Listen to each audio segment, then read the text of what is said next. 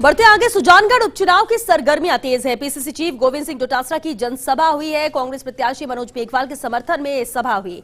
मंत्री भंवर सिंह भाटी, मंत्री भजन लाल जाटव मौजूद हैं। कांग्रेस नेता खानू खां सहित स्थानीय नेता भी इस सभा में शामिल हुए हैं। उनके साथ में जैसे पितलिया जी के साथ में किया गया वैसा करने जा रही है तो प्रजातंत्र में ये उचित नहीं है। मैं समझता हूँ जिस प्रकार से धमका करके और पीतलिया जी को बैठाया गया, जिस प्रकार से धमका के ये कहा जा रहा है कि किसी भी पोस्ट में वसुंधरा राजे जी का फोटो नहीं लगाना है, तो हम तो ये कह रहे हैं कि प्रजातंत्र की गिरावट को आप देखिए कि इस तरीके से भारतीय जनता पार्टी गिरावट पे आ गई है। बाकी तो वो उनकी नेता है, वो जाने, उनका काम जाने, हमारा क्या लेना देना है। लेकिन ऐसा होता नहीं है, राजनीति में कभी ऐसा होता नहीं है।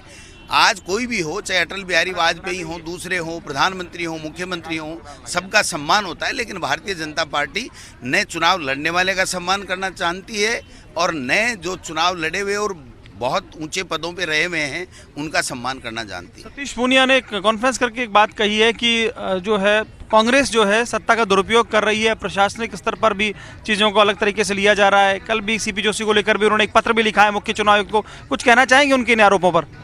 सतीश पूनिया जी से तो जितना आरएसएस कहलवाती है उतना ही वो कहते हैं, या गजेंद्र सिंह जी जितना कहलवाते हैं उतना ही कहते हैं। सतीश पूनिया जी दिल के अच्छे आदमी हैं, लेकिन उनके खुद के बस की बात नहीं है। उनको वहाँ से दिल्ली से रिमोट किया जाता है आरएसएस के द्वारा, उतनी बात कहते हैं।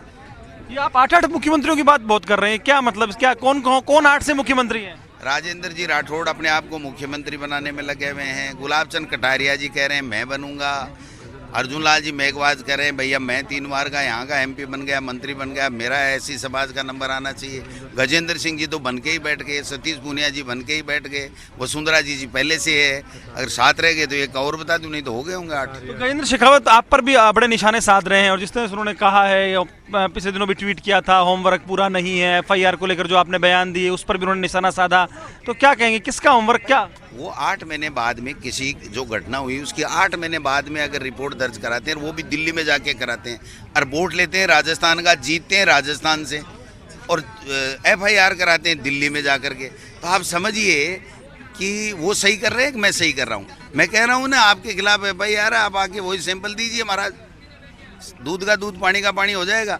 लेकिन वो वहाँ सत्ता का दुरुपयोग करने के लिए अपने आप को बेदाग साबित करके केंद्रीय मंत्रिमंडल में पुनः अपनी स्थिति बरकरार रखने के लिए एक प्रयास कर रहे हैं। अब देखते हैं इसमें कितनी सफल होते हैं, कितने। कांग्रेस में सब ठीक है? चुनाव तो पायलट से पटरी बैठ रही है? नहीं, सब पूरे तरीके से। चुनाव 5 साल आगे भी हम सत्ता में आएंगे और हम सब साथ में। चलिए, बहुत शुक्रिया। तो देखिए, गोविंद सिंह डोटासरा थे जिन्होंने कहा कि जिस तरह से चीज़ें चल रही हैं साफ है, जनता सब समझ रही हैं। उन्होंने निशाना साधा है कि भाजपा के भीतर तो खींचतान है, वसुंधरा राजे जो 2 बार की मुख्यमंत्री है वही नहीं आ रही, तो जनता कैसे आएगी? तो कुल मिलाकर कहा जा सकता है कि सुजानगढ़ विधानसभा क्षेत्र में जिस तरह का कांग्रेस को एक तरह से कहिएगा माइलेज नजर आ रहा है, और यही वजह है कि यहाँ नेताओं की भाषा भी बदली हुई है, आत्मविश्वास से वो लबरेज नजर आ रहे हैं। लेकिन कांग्रेस के उम्मीदवार मनोज मेघवाल के समर्थन में यह सभा है। सभा को संबोधित भी किया। पीसीसी चीफ गोविंद सिंह डोटासरा ने फर्स्ट इंडिया से खास बातचीत में कहा कि जीत को लेकर आश्वस्त हैं।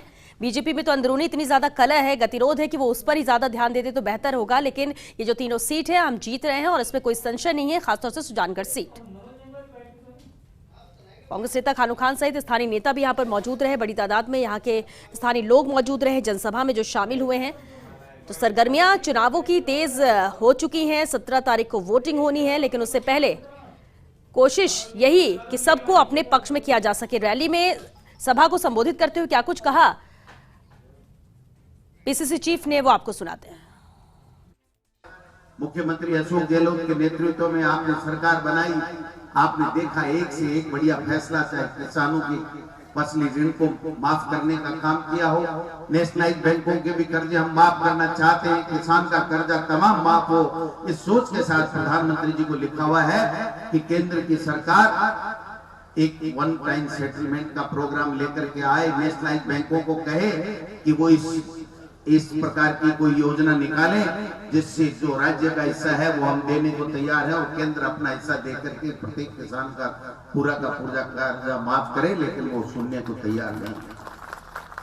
मैं निवेदन करना चाहता हूं, कोरोना में जिस प्रकार का प्रबंधन हुआ, खुद प्रधानमंत्री को ये कहना पड़ा कि कांग्रेस की सरकार ने अच्छा काम किया। और इसका राज्य सरकार, राजस्थान की सरकार जैसा।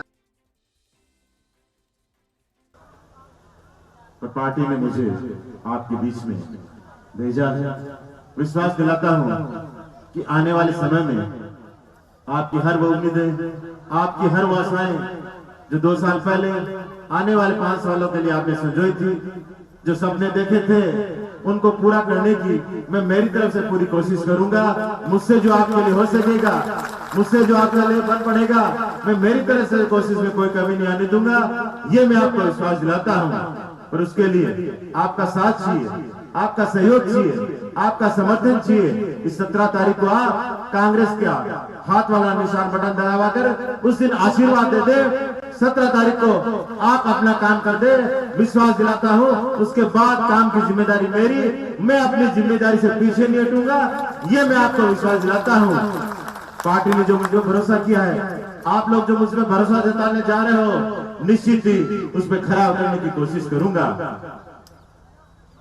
आप इतनी बड़ी संख्या में आए,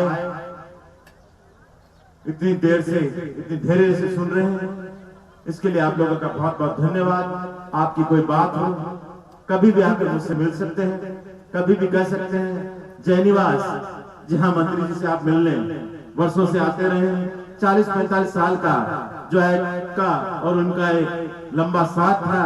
विश्वास कीजिए, आपका और हमारा, अपने परिवार का आने वाले समय में भी वैसे ही साथ बना रहेगा, वैसे ही लगातार।